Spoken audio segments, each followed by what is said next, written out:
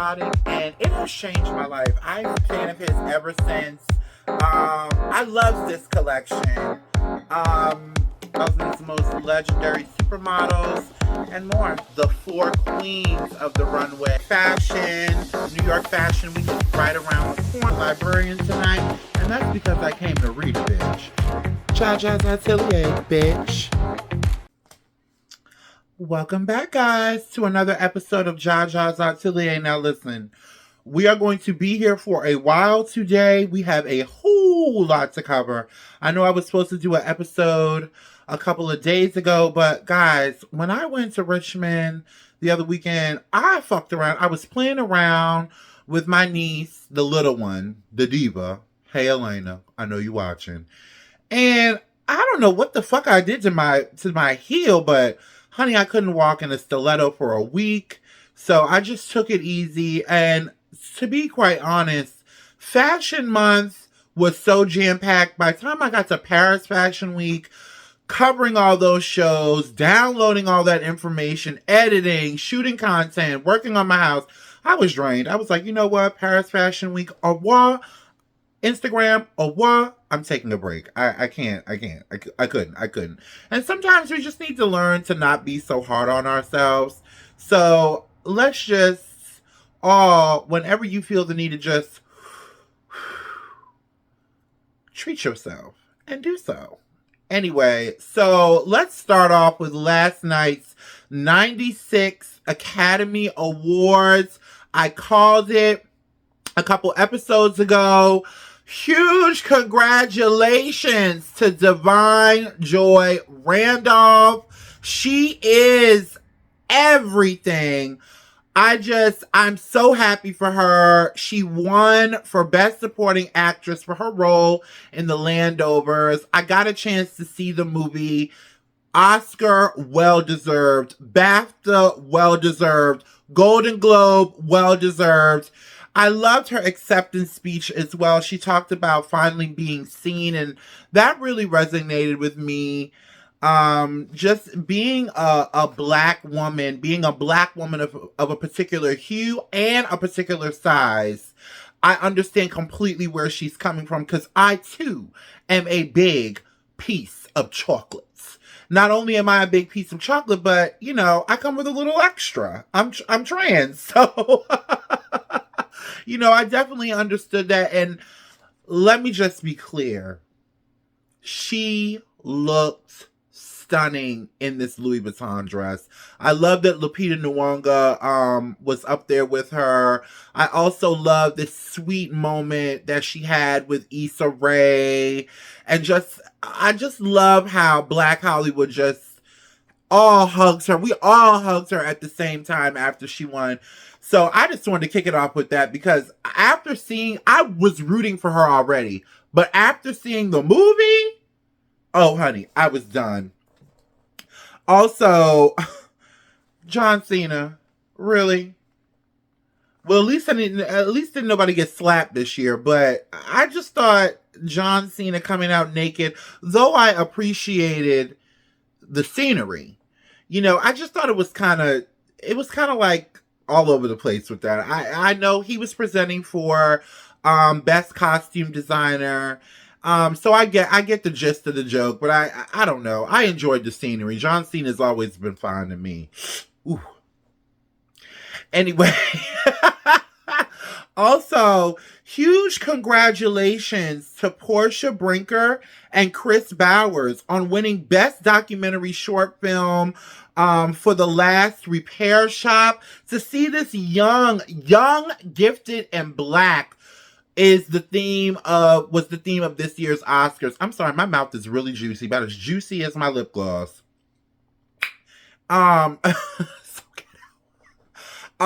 Young, gifted, and black was definitely the running theme at this year's Oscars. It just warmed my heart to see all of this. I think the Academy is starting to understand how us, you know, as people of color have been feeling. And I think they're trying their best to rectify the situation. And listen, it can't just be all black people win all the time. We understand that. But when it's deserved, Run me my money. Okay? Run me my little gold man. Okay? And I think there's so huge shout out to the Academy also for all the winners being it was just an eclectic choice of winners as well. So guys, you know what we're here for. You know what, now that we got all the foo-foo out of the way. The best dress. This is the best Academy Awards red carpet and in the last, I would say, in 3 years. Where like everybody looked good. I had such a hard time picking my faves. It was so many. And again, Black Girl Magic reigned supreme on the red carpet last night for the 96th Annual Academy Awards. For my first best dress, I have Danielle Brooks. She's wearing Dolce & Gabbana, and she's styled by Jennifer Austin. I loved how it just hugs her body so good. I love black suede. It was given Beyonce at the 2005 Oscars. If you follow me on Instagram, I took a walk down memory lane to one of my favorite Oscar looks of all time, and it was definitely Beyonce in this Atelier Versace here. And it was also the first time that I think it was also kind of like her and Jay-Z's coming out party, or sip and see, if you will, that kind of cemented them as this powerful Hollywood black Hollywood power couple. Okay. And yeah, so I definitely, huge shout out to Danielle Brooks on wearing this. I absolutely love this dress. And I love her skin. She has this unique skin tone that I just love. Her skin, I don't know what it is. It's like this bluish, brownish. Ugh, she's stunning. And the way they did her makeup, her hair, everything was perfection. Number 7 now. I'm going to get reams, but this seafoam, peplum gown on Emma Stone, honey. She is wearing Louis Vuitton. She looks absolutely divine. A lot of people were saying that she looks washed out. She is the bump cap poster child for Alabaster. And so she's always going to look washed out. That's just the nature of her skin. I don't care what you put her in. She's never going to be bronze or brown unless she gets a spray tan. And that's really never been Emma Stone's thing. So I really love this dress. I love the quilted effect of this. I really did. Also, we have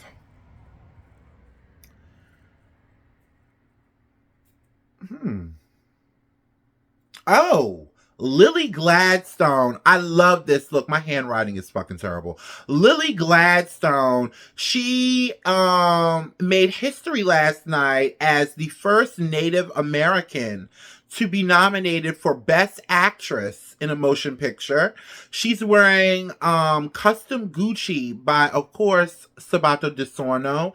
And to honor her heritage, what I loved about this, to honor her heritage, Sabato De Sorno, who is the creative director of Gucci, if you did not know, enlisted and joined forces with the indigenous artist by the name of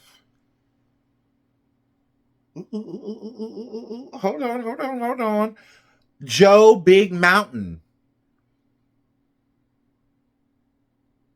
I love this. I just love the royal blue. It looks royal blue, I'm not sure. And I just love the artwork on it. I just thought it was so beautiful. And I thought she looked so beautiful in it. She looked you could tell that she was confident in this dress.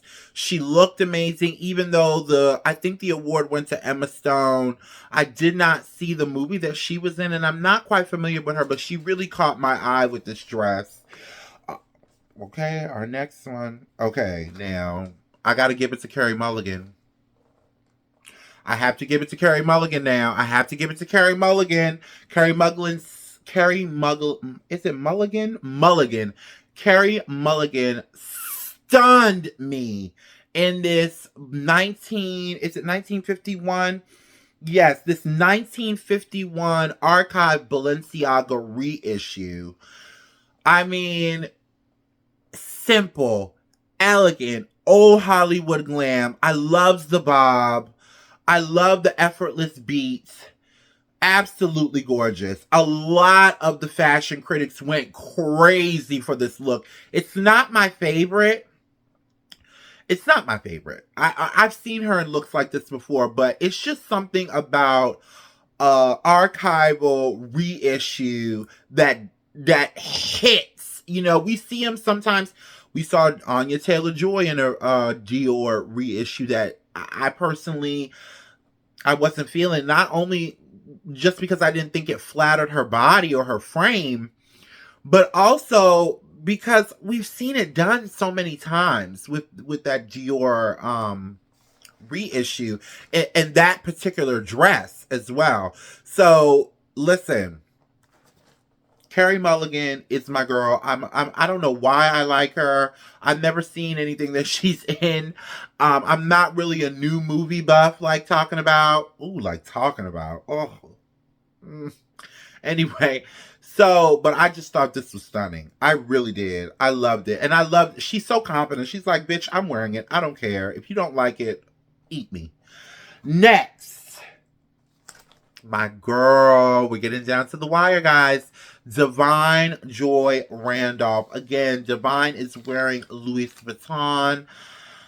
A lot of people, listen, people, especially my black people, we have to stop taking Western standards of beauty and spewing it out as if it's gospel. Everybody is beautiful in their own right, and Divine, honey, Divine is a baddie. I don't give a fuck what nobody say. The blonde hair, the nightingale blue, oh my god, the feathers, it gave drama, but it also fell in line with everything that she's been wearing. Wayne and Micah have been dressing her and have been killing it all award season. I love this look. And again, huge congratulations on your Oscar win, baby. The sky's the limit now. And fuck what these bitches gotta say, because they're just hating. Next. Who do we have next? Oh! Okay. So this is okay, we're down to the wire. This is third place now. We're down to the wire. This is third place. Are y'all ready? Honey, I screamed when I saw Gabrielle Union. This is the best I've ever seen her look. This is my favorite. Ooh, this is my favorite look of all time. Look to date on Gabrielle Union. She is wearing Carolina Herrera. I absolutely love this. She's styled by Thomas Christos. Nailed it. I love the fresh face. I love the tiny chignon. She looks so young. I saw a lot of people coming for her looks. Oh, she got work done. Oh, this. If it looks good, it doesn't need questioning. Don't question her. She's Gabrielle fucking Union, aka Mrs. Motherfucking Dwayne Wade. She doesn't need questioning. She's Hollywood royalty. She's earned her spot. And this dress on her, perfection. I mean, I had a hard time. She was my best dress, and then I saw everybody else, and I was like, all right, number two. Zendaya in Giorgio Armani Privé. I thought this was... Listen, it's Zendaya. She does no wrong. Of course, she was styled by La Roche. I loved her hair. I love this dress. I love the versatility of her style that her and La Roche create. Like, you never know what you're going to see her in. I would have never thought in a million years she'd be wearing Giorgio Armani Privé to the Oscars. Giorgio Armani had some major fashion looks last night that are going to go down in history. Please believe me. Okay. I love the palm tree motif. I love the mix of color, that color combo, that baby pink with that. It wasn't really black to me. It kind of looked like a sleek gunmetal gray to me, like a really really dark gunmetal gray. Nailed it, but she wasn't my favorite. Are y'all ready for my favorite? Honey, the beautiful, ladies and gentlemen, Lupita Nyong'o won it for me. Lupita Nyong'o in Giorgio Armani Privé. I love this color on her. And if it looks like she's worn this dress before, it's because 10 years ago, she won the Oscar for Best Supporting Actress. And she wore this beautiful Prada gown. And so it's been 10 years. So to celebrate her 10th year, she wore this. I just thought it was a sexier version. This is the woman version of the 2010 Prada look. This is like, yes, bitch, I've arrived. I'm here and I'm not going anywhere. This was sexy. It was just in your face, high glamour, very sexy, very body hugging, as opposed to the look 10 years ago with Prada, where it was more like princess. It was more coy. It had a spirit of naivete to it, whereas this was like, bitch, I'm here. Honey, number fucking one. All the looks on the red carpet. Now, we have to talk about the Vanity Fair after Oscars after party red carpet, honey. Because, honey, the girls were out. The girls were out. Honey, between Ciara, Demi Moore, honey, the girls were out.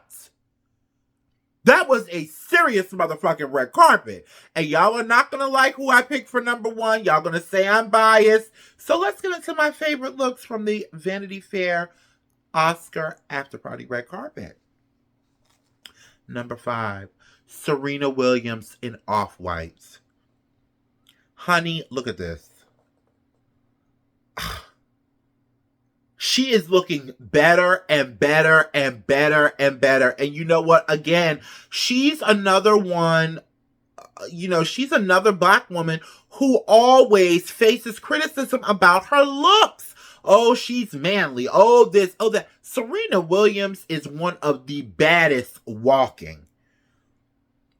She embodies the strength of a black woman. Please stop coming for this woman's looks. Please. I'm sorry, this corset I made is coming down. We don't want the girls to pop out. But yes, please stop coming for her looks. Damn. She looks, honey, the body. Mind you, she just had a baby not too long ago. Her second born child, I don't even think is 7 months old yet. Her body is ridiculous. Her face is giving heaven. The hair. I love the rubies. The ruby details, that ring, the gloves. I love this dress. She's wearing off-white, and she's styled by this young woman named Kesha, who I've been following her for a while. She's super talented. If you ever get the chance, make sure you check her out. Number 6. Honey, I gotta give it to my Dominican girl, Cardi B. Cardi B shut it down in this archive Versace. It's from their 2023 Mysterious Midnight collection. I believe this is one of the last ones before Gianni passed away. I can't remember. I think he might have done one more collection after this one. I'm not sure. But it's one of the last collections by Gianni Versace himself, I believe. I just thought this was everything. I love the hair. I love the light makeup. I love that it wasn't just like too much. Kind of like Sweetie. And yes, I love this look. This is actually one of my one of the collections from Gianni Versace that resonates in my mind to me the most, because it was just so, it was so dark, and but it was glamorous and it was romantic at the same time. And I thought, who better to wear this dress than Cardi B? Now, the one thing I will say, Cardi, your ass is getting way too big, baby. Your thighs are not matching. Your hip to ass ratio is definitely a little out of proportion here lately. But I love this dress on you. But can we take that ass down some, just a little bit? You're so beautiful. You don't need all that ass. How do you wipe it? But she was one of my best dressed. How do you throw shade and give somebody best dressed at the same time? But I'm being serious. Her ass was way too big. Come on, Cardi. Come on. Okay. Next on the list, Honey. She fell flat on the red carpet in that straight off the runway Versace look. I mean, she looked good, but she could have gave it a little more razzmatazz. But Honey, on the motherfucking Vanity Fair after party red carpet, honey, Margot Robbie gave me life in this archive 1996 Mugler bodysuit with matching cape. Honey, I lived for this. And a lot of people were saying, why didn't she wear pink? Why didn't she wear pink? Margot Robbie, let me come close. Margot, thank you so much. I got so tired of seeing you in pink. I think she's out of that era. I'm sure she was probably tired of wearing the same fucking color all the time. You know, or dressing up like a Barbie. She said, I'm going to the Oscars, bitch. I'm a real woman. I'm not made of plastic. I'm made of glamour. Anyway. All right. Second to last. Anya Taylor-Joy. Now, y'all know I'm a huge fan of Anya Taylor-Joy's style. She's so petite. She's pure alabaster. Like, I mean, again, people like everything she wears. Oh, it washes her out. She's white. She doesn't tan. She enjoys being white. Please stop coming for the girls' complexions now. I love this. This gave cocktail. It gave 80s chic. I love the headpiece. Miss Sohee always, she takes timeless style staples and reinvents them and gives them a futuristic edge. I love the lace butterfly across the bodice. So, so, so beautiful. And I would have given her best dressed until I saw Kim K. Honey, now y'all know I love me some Kimmy Cakes. Now when she gets it wrong, I give it to her when she gets it wrong. But honey, her in this Balenciaga unicorn gown, honey, I lived. This is not an easy gown to wear. Not everybody can pull it off. I loved her hair. I loved the sunglasses. And I love that she opted for a black shoe with this. Because it's very much, the styling of this is very much on brand for not only her, but also Balenciaga. And I also thought, you know, of course she was styled by her longtime stylist, Danny. And what I also liked about this look, honey, is just the way it just laid on her, even though the fabric came across so thick. Oh my God. Sidebar, Kim, what the fuck are you doing with Odell Beckham? I don't like Odell Beckham for her. Now, the two of them have not confirmed if they're dating or not, but there's videos circulating around online of the two of them backstage at the party, canoodling. They look like two girlfriends having a good time to me. It didn't really look like they were, like, intimate. It just looked like, girl, did you see... Girl, how's my hair? It gave very much that. Now, I'm not questioning the man's sexuality. I'm just questioning the man's sexuality. You know, he does give me the vibe. He gives me the vibe. He's very handsome. You know, I wouldn't mind going to the Oscar party with him. He's fine. But I don't think the two of them are dating. I think they're friends. I really don't think they're dating, y'all. I really don't. And if you are fucking them, girl, just keep it to yourself. That's not somebody you need to be out and about with. Not to me, anyway. Like, he's handsome. He's not problematic, you know, but it's just something about him that just screams toxic. but it's the kind of toxic that you're willing to walk on the faith of the Lord for. You know what I'm saying? Anyway, so that was our Oscars recap. Now, let's get into some hot topics. For real, for real. All right. We have a long show ahead of us. I'm so excited to be with you guys because it's been a minute. So sit down.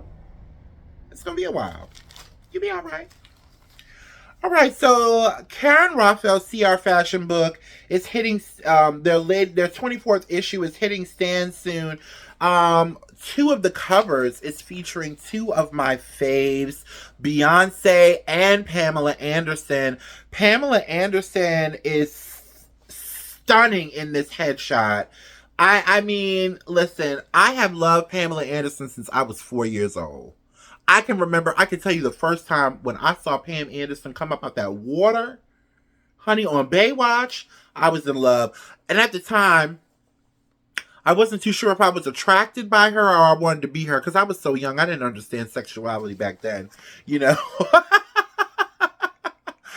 That's back when I was a boy. Anyway, in the mag, she talks about being brave and pushing society's norms. You know, she made a huge comeback last year with her documentary on Netflix.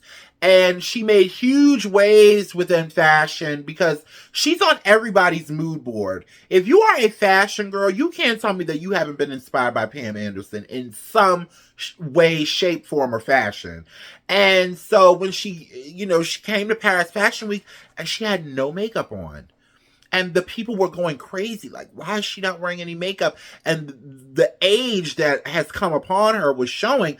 But it's so beautiful. We have to embrace beauty in all of its stages. You can't just be 25 with a fat, high ass and no waist. And no substance. You know. So I love Pam, and she looked absolutely beautiful on the cover. She's wearing Tory Burch and Pandora jewels. I also love the spread inside. She's wearing Azadine Alaya. She's wearing Yoji Yamamoto. I mean, the Yoji Yamamoto is perhaps my favorite picture in this spread. The hat that she's wearing, J.R. Malpierre. I had to go on Instagram and look at him because I'm not familiar, but honey, his pieces are everything. I think this photo is this photo is a symbol of how far she's come. She's not the same, quote unquote blonde bimbo sex pot that she was back then. And the one thing about Pamela Anderson that I think people misunderstand, that was a caricature that she was playing. This Pam that we're seeing, this environmentalist, this philanthropist, she's always been this. I think it was a hard for a lot of people to see past the tits and the blonde hair and the glam. But she's always been this. And I'm just so happy that people are seeing her in this next phase of her life in such a different way. This thing is killing me. So, yes, huge congratulations. She is styled by Ellie McGaw. So that's that on Pam. And Beyonce, another icon in a league all of her own, the queen. She served relatable glamour. And Beyonce! This is what the people want from you. They want more interviews. They want more personal moments from you. And this is what she gave in this spread. And what better place to do it than the Fashion Bible, CR Fashion Book. I love, of course, in the mag that she talked about her new hair care line, Sacred, which has been getting great reviews. I'm tempted to buy it, but $45 shampoo is not in my budget right now, so we'll have to wait on that. She also talked about it was a point I wrote down and I wanted to make sure I make it. In the spread, the Star talks about the history and importance of the relationship between black women and their hair, which is becoming such a powerful movement right now. And it resonates with all of us, even with me as a trans woman. I remember hair being the first thing and the most easiest thing at a young age that I could use to identify as my true self. So when she's talking about, the relationship between black women and hair, oftentimes that's, society didn't see black women as feminine. So hair was something that a lot of black women hid behind. If you had long hair, especially as a woman of a darker hue, you were considered to be like a unicorn, like, oh my gosh, you were considered to be the creme de la creme. And I'm loving to see the departure from that. You could be bald and be glamorous. We've seen it with Grace Jones. We've seen it with Sinead O'Connor. Hair does not make the woman. And I think when we think about Beyonce, we think about that honey blonde hair. And so I love that in the spread, she's experimenting with the hair. I love the red hair. I love the asymmetrical cut, which is on the cover, this Calvin Klein look. I mean, absolutely stunning. Yeah. She also included her mom in the spread. Of course, Miss Tina, honey. Miss Tina is looking good at 70 in this YSL look. In the mag, Miss Tina talks about, they asked her, what era was your era? And she said the 70s. She said that now turning 70, it's just reminding her of freedom.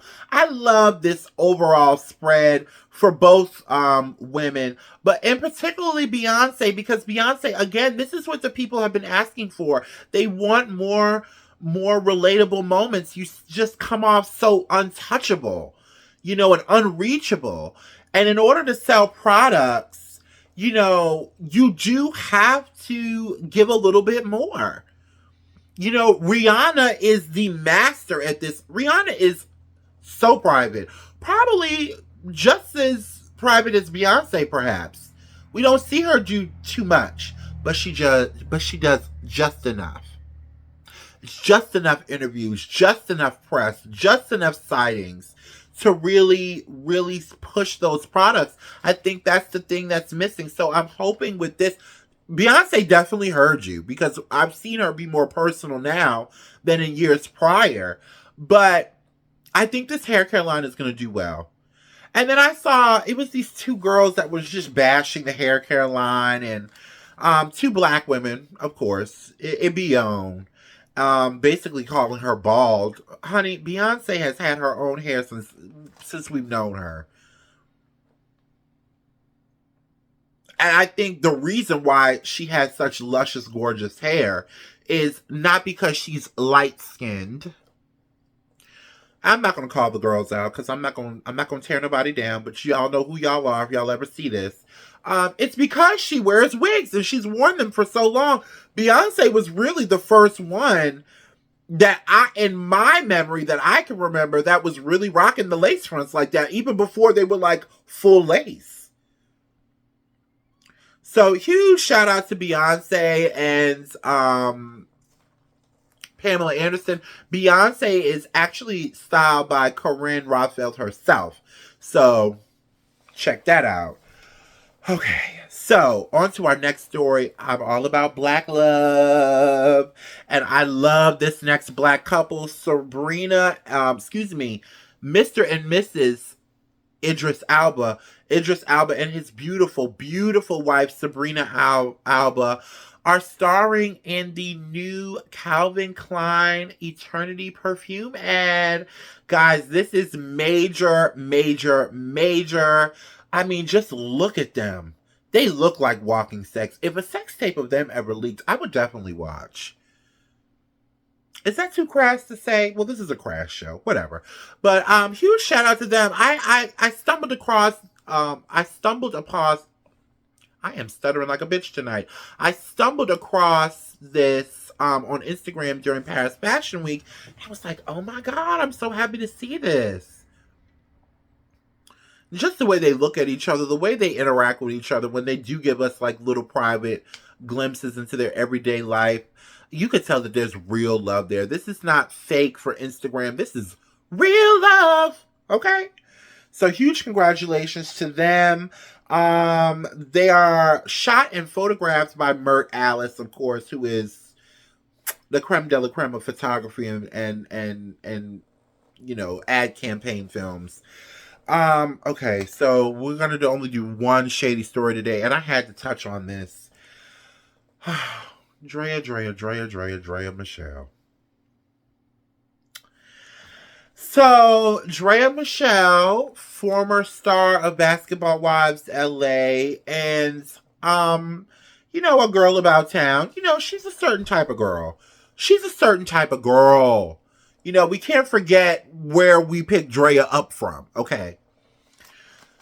So rumors have been circulating that Draya is pregnant with her boyfriend, 21-year-old Houston Rockets basketball player Jalen Green.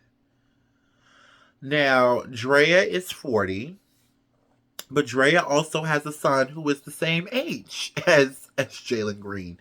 Now, listen. Say what you want about this. He's an adult. It looks fucked up. To me, it is fucked up. You know, Draya, listen, y'all hoes don't even know how to hoe right. You know, at your age, you've already been with the basketball players. You've been with the football players. When are y'all old hoes gonna start going after the head coaches and the owners of the team? Because let's be clear, I fully believe that this is a money grab for Draya. I don't think that, you know, listen, I think this will be Draya's fourth child. Doesn't she have twins as well? I know she has an older son, but she was married to that fine-ass football player, and I believe they have a set of twins. I've never seen them. I don't really follow her like that. I always thought, now, let me tell you something. Out of all, you know, I don't want to call her a hoe, but out of all the hoe-ass bitches, Draya is strikingly beautiful. And I just thought that, you know, after the relationship with the football player was done, she was going to play the field a little bit and then find her way into the arms of a hedge fund person or an investment banker. Or hell, if you want to sit courtside, girl, get with the coach. Don't get with the... Listen, Draya now.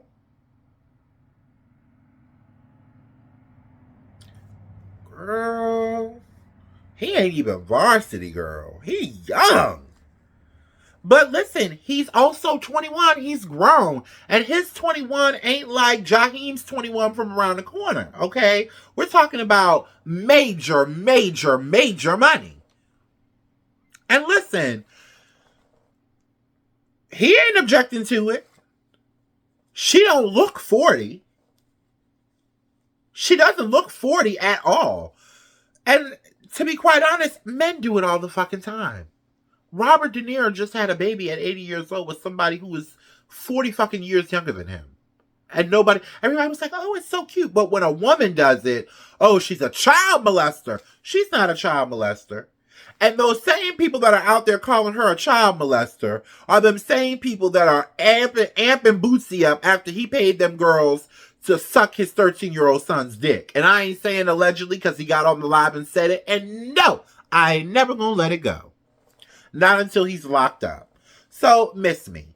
But also, Draya, there is no denying your thirst for the spotlight, for the fame, and the fortune. She did, you know, respond to all the negative comments. She basically said in this tweet, get comfortable being misunderstood. Only a fraction of people will be able to truly grasp your essence. She continues to say that most She continues to say that the Most High is the only one who sees who you really are, and that's enough. Drea, girl, cut the bullshit. Now, all of that is true. And you're basically saying, I'm a hoe, I know it, and I'm willing to walk through the fire because, yes, I'm finna have this baby with this 21-year-old boy. So, one thing I can say about Drea, hey, she's owning it. Do I think that baby was made out of love? No. No, I don't. It's a money grab. She's always been this girl. I don't know why everybody is so surprised and, outraged. She's always been this girl. Always. Anyway, congratulations, Drea, on your bundle of riches. Okay, so Fashion Month is officially over. Whew! Honey, Paris gave me my whole fucking life. Can we just keep it real? But before we get into my favorite shows, let's talk about the 80s nostalgia from Chanel to YSL to Carven. I called it. I've been calling it for the last year and a half now. The 80s is going to make a comeback, and it's definitely here. It's definitely here. Also, I want to talk about my best dressed celebs for New York Fashion Week now. I never thought I was going to say this, and I might have to light a cigarette on this. Julia Fox, I owe you an apology, girl. Let me tell you something. Julia Fox has been slain from New York to London to Milan to Paris. Honey, the Vivienne Westwood. Just all the looks that she gave. And one thing I like about her, she stands for something. She stands with the LGBT community. She stands for trans rights. She stands for Black Lives Matter. She does a lot of philanthropy. And listen, I picked the right word the first time. That stunt with Kanye, I've watched her in countless interviews, and she completely owns it. I can't knock a bitch that owns her own shit. You feel me? And the fact that she has stayed in the media, this is like, we're talking about 3 years ago now. Kanye has moved on and married some other crazy wench whose titties are dragging. Y'all remember that song when he said, tell Peter my mink is dragging on the floor? Well, tell Dr. Kevorkian that your wife's titties is dragging on the floor. I am tired of seeing her water jug titties dragging everywhere. She drags those titties around like Krishan Rock, toast that baby in that cheap-ass bag. Please pick those titties up, Bianca. Damn. But anyway, back to Julia Fox. Yes, Julia Fox has been giving me my life. Also, I lived for little Coi Leray at the YSL Men's Show. She just looks like she has had, like she just got over something. Like, I don't know if it's a breakup or maybe it's all that shit with her punk ass daddy. Because, honey, Benzino is, with a dad like Benzino, I'd be stressed too, girl. I feel you. But she looked so gorgeous at the YSL show. Look at her. I love her body. I love her face. And I love that, again, playing with the hair. She doesn't have to, listen, I'm a woman. I don't have to have long hair. I can do what the fuck I want to with my hair. I love this for her. What else did I want to touch on? Okay. My favorite runway look was this gorgeous look by Tim Heiduck for his listen,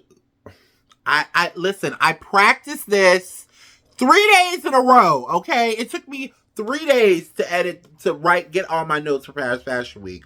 And I'm falling short. I did just smoke a little reefer, so forgive me.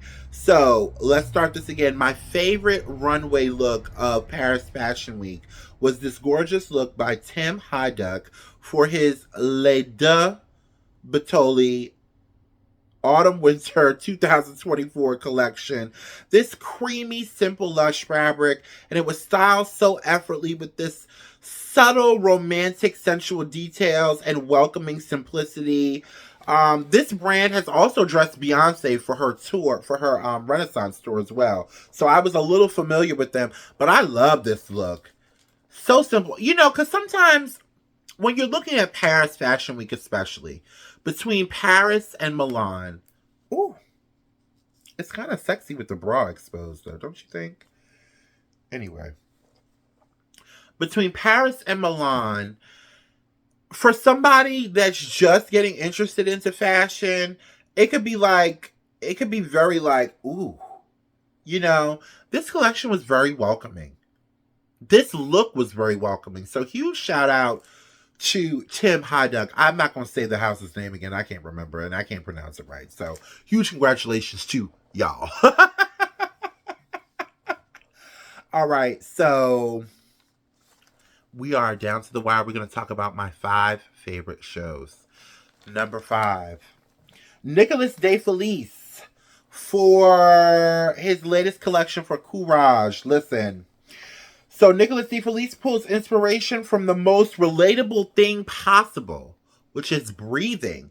In an interview with The Impression, which is a publication that I follow, caught up with the designer backstage, and he was talking about how all the garments, including the way the set was set up, has this motion just up and then back down. And he wanted to reflect that through the clothing. I loved how he relates something we all need, but it's so easy to come by. I mean, it's air, for crying out loud. You know what I'm saying? To the garment, while simultaneously giving office chic, but with a much needed nuance. And I just love the mismatch of it all. Like, the sweater worn upside down as a skirt. Like, that's the kind of shit that I'm into. Like, this right here, this was a skirt, and now it's a corset. A struggling corset, but a corset.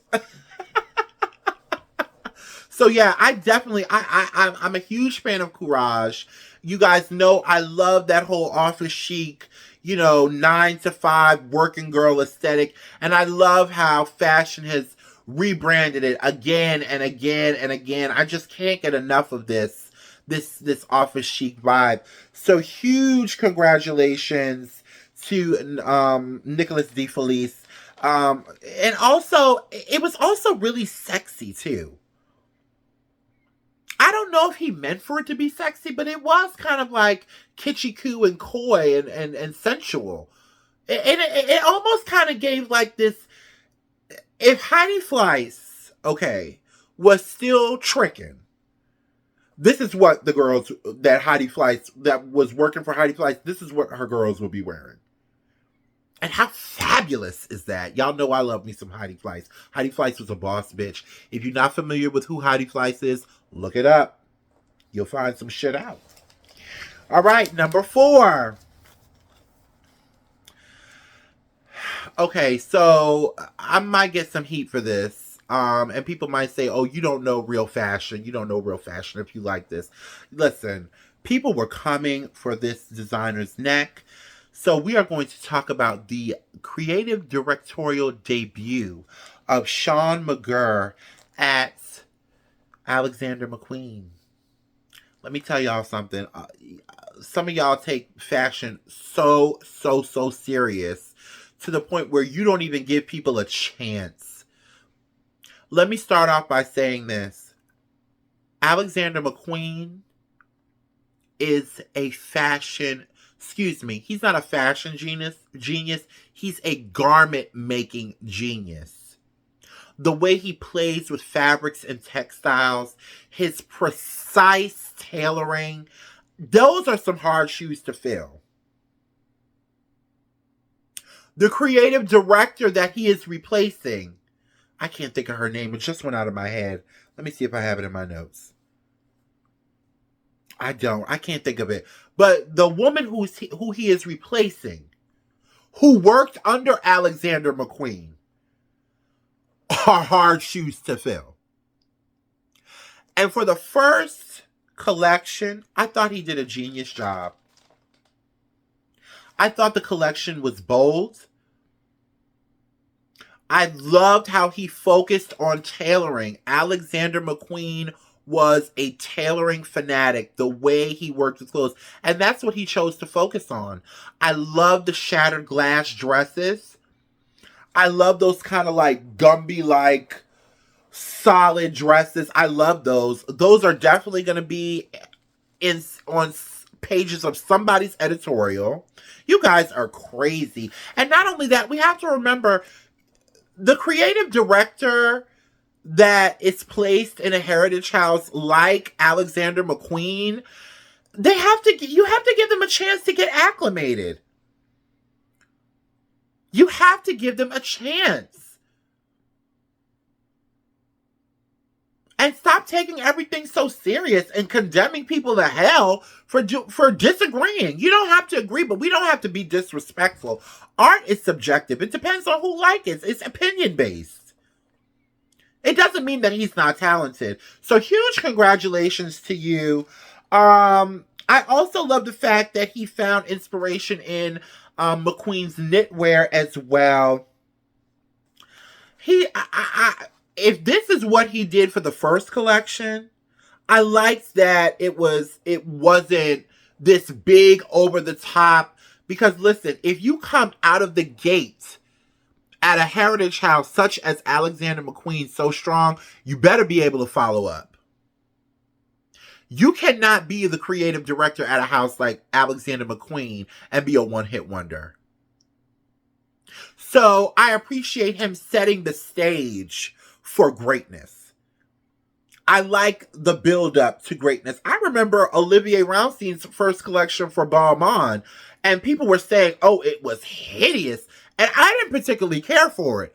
But look at him now. 10 years in. And we're not going to do too much about Olivier because you know that's coming up later. But he is the king of Paris. I'm sorry.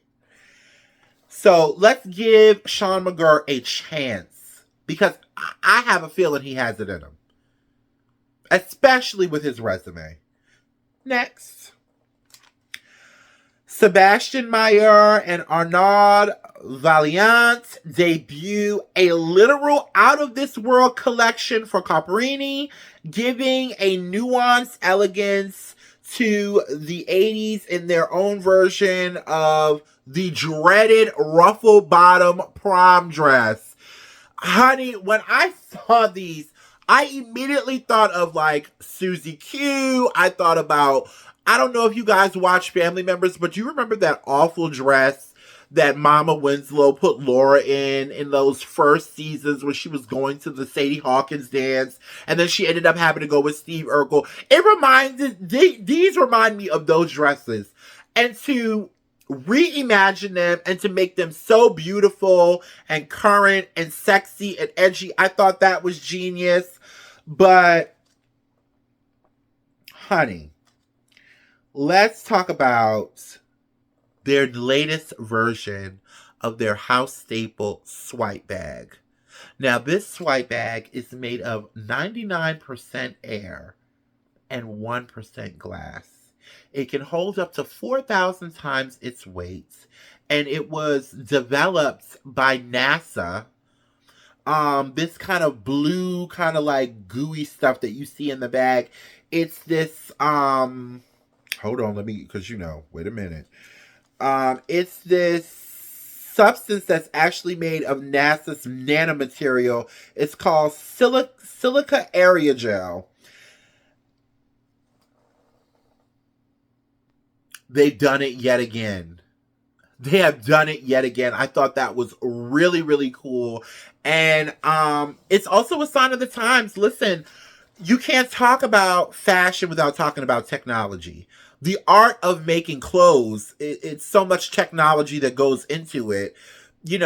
So why not bring NASA in? Not only is it a genius publicity scheme. Well, I'm not going to call it a scheme, but it's definitely a gimmick. It's definitely going to draw the consumer in. Not only that, you're drawing in a whole nother audience because the people who love, space and all of that kind of stuff, they're going to be drawn into this bag too. They're going to want to, investigate this bag too. I love the translucent dresses. Just the futuristic surrealism of this collection is really what resonates with me. So huge congratulations to the design duo. I just thought the collection was out of this world. Now,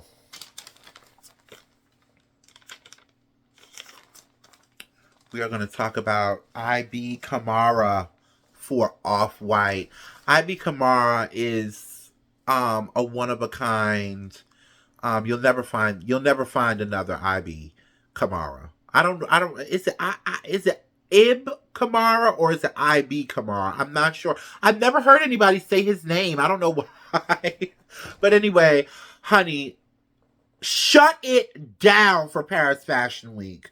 For all of the people who think that we don't have a place at Paris Fashion Week, Milan Fashion Week, this man is shutting down all of that. He is shutting down us as black people. We don't realize the power that we hold sometimes. And listen, I'm not trying to be controversial here, but I'm gonna have to tell the truth. A lot of these fashion brands have stolen or copped or swiped ideas from the black community and have, capitalized on it and tried to resell it back to us for, these outrageous prices. Granted, the materials used to make these garments and these bags and things, they're pricey. So, they're priced reasonably for what they're made out of. But listen, the Louis Vuitton logo is from a tribe in Africa. So when I talked about it on Instagram, I said IB Kamara is reclaiming our time at Paris Fashion Week with this collection from Off-White, while also again continuing Virgil Abloh's legacy. Because let's remember, Virgil did design for the menswear end at Louis Vuitton, but Off-White is his baby. Off-White was his real passion. The collection was entitled Black by popular demand. Honey, listen, let's read about it. Let me read my notes so I make sure I get it right. He served black opulence. This collection for Off-White entitled Black by Popular Demand, a genius parade of our culture, our artistry, from the colors to the styling to the details, everything, just everything about this collection. You know what? It kind of reminded me, it gave me Outcast, but the whole collection really was, to me, a mashup of sporty and glam, which is what hip-hop culture, what our culture is known for. When you think about the early days of Kanye West, when you think about the merge of Tommy Hilfiger, tra-la-la, and his ass on into hip-hop, and, kind of capitalizing on it as well, this is what we're known for. This is our staple. So I love to see this. And it reminded me of the movie Bring It On. Just the stripes and just the cheerleading costumes. I loved it. I loved it. Not only that, I love the black star power in the audience. Everybody from Serena Williams to Willow Smith to Halle Bailey, who is a new mom and now she's back out on the scene again. I really, really love this collection. It really moved me almost to tears, for real. Just the name of the fucking collection during Paris Fashion Week. Okay, Black by popular demand, bitches. Take a seat. Huge congratulations to IB Kamara and the House of Off-White for this amazing collection. All right, we're down to our second to best. YSL. I have to give it to Anthony Vaccarello. I have to. Again, the 80s nostalgia, the repurposing of the 1966 women's sheer looks. Listen, YSL, Yves Saint Laurent himself, was the first to really popularize sheer dressing back in 1966. So I love that he pulled from that. I also love the classic tailoring, the subtle, nuanced, feminine details, because let's be clear, Anthony Vaccarello not only debuted one collection for the House of YSL, but a men's and women's. Okay? A surprise men's show, men's collection show, closed out all of Paris Fashion Week. And I was living for it. I love the power dressing, the 80s power dressing of both sides, but I love how he pulled the sheer dressing into the men's by giving them, that classic 80s YSL power suit, but just modifying it with that sheer shirt with the sheer tie, just those subtle details. I just thought, listen, he was working double time, to be quite honest, and just to debut both in the same week was monumental. And I loved the set of the show. It was very dramatic, very over the top, but yet kind of stoic at the same time, like very stern. This collection was very stern to me, yet romantic and feminine, and it told the story. So huge congratulations to Anthony Vaccarello. He is a master and has been a staple at YSL for some time now, and he's one of my favorite designers right now. So we've come to the end. We have come to the end, darling, and we have to talk about the best show, perhaps the best show and collection all fashion month has to be Balmain Fall Winter by Olivier Rousteing. I love this collection. If any of y'all that know me and know my style, if y'all saw this, y'all would have been like, oh, that's Jaja. Jaja's gonna live for this. I got so many DMs like, girl, I saw this and I thought about you. Like, yes, I lived. Let's get into my notes. Olivier Rousteing shuts it down for the entire Fashion Month season with this collection for Balmain. The designer honored women of all ages with an eclectic cast of models, showing how timeless this collection really is. The icon pulled inspo from the House archive dating back to the 1940s, when House founder made a collection inspired by grapes and fruits while also honoring his hometown of Bordeaux, which is known for its wine. I thought that was really cute. I love the fruit motif. I love the 80s nostalgia. I also love the genius illusion of his fruit and picnic table prints. Because if you look at it at first, it actually looks like, the regular picnic table print, but it's actually embroidered with beads. All of these looks are embroidered. This is not run-of-the-mill fabric. And this is what I mean. It's these subtle details that really just make you look twice and really, really brings the genius into these collections. And I loved it. It sort of resembled, especially the darker green fruit bowl print dresses. It kind of resembled, I thought it was a jacquard at first. But upon my research, I realized it's all hand beaded. So stunning. I lived for all excuse me. I love how the embroidered prints just kind of sculpted along into, the structure of the dress, of the garments. And can we talk accessories?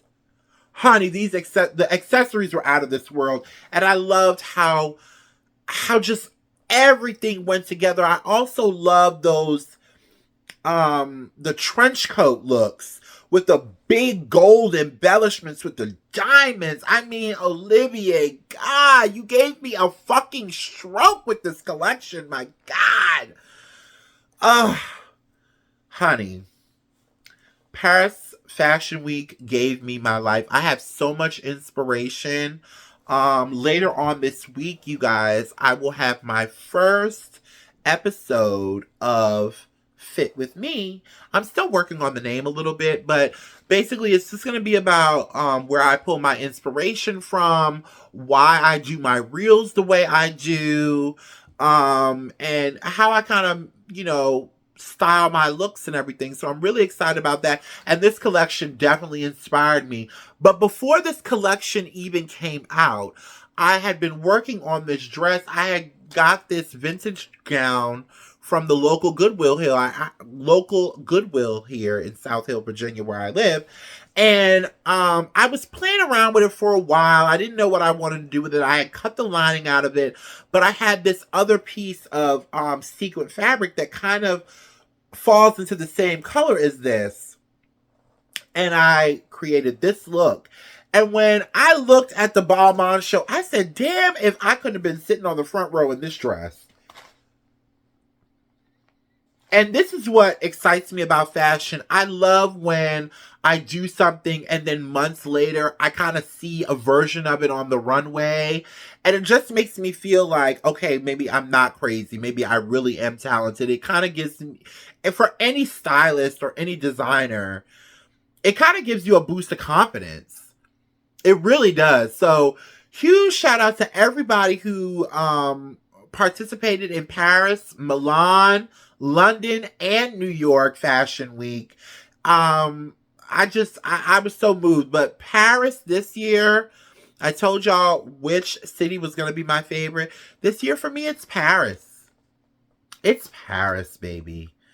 Anyway, guys, another hour-long show, honey. I'm getting better and better at this. I might have to go live really soon.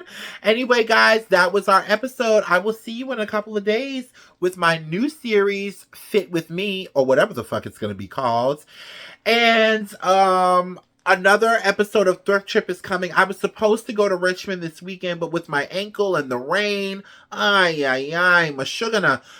decided to stay home. So we will definitely have that. I might go up to see my sister this weekend, actually. She's not that far. It's not a big deal, but, yeah. We plan things and then, sometimes things take a turn and you just have to kind of pivot. So anyway, guys, I love you all. I will be back. The next episode of Jaja's Atelier is probably going to be a little shady because after the Oscars and Fashion Month is over, this is the point where everybody's kind of getting ready for the Met Gala. We're going to talk about that next episode as well. So fashion is kind of going to be a little quiet these next few months until the Met Gala. Mark my words. We're going to have some moments. We're definitely going to have some moments. But for the most part, it's not going to be as monumentous as it's been these last couple of months. Anyway, guys, that was today's show. Love you. Make sure you guys like and subscribe. I see a lot of people watching. Listen, this is my passion. I love doing this show, but I want to get, the engagement up. Guys, leave comments. In the comments, if you could respectfully leave suggestions, whatever you want, as long as it's respectful. Anyway, I love you guys. Have a great week. Ciao.